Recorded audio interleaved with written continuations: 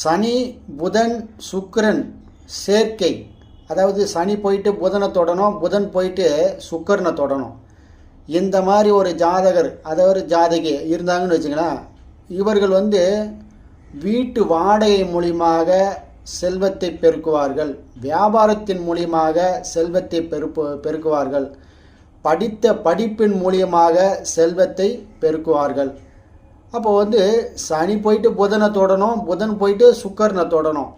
அதே போல் சனி குரு சுக்கிரன், இப்போ நான் சொன்னது சுக்கிரன்னா வாகனம் வீடு இந்த மாதிரி அமைப்பு, அடுக்குமாடி வீடு இந்த மாதிரி அமைப்பெல்லாம் விட்டு அதன் மூலியமாக வாடகையை பெறக்கூடிய செல்வந்தர்கள் நிறைய பேர் இருக்காங்க.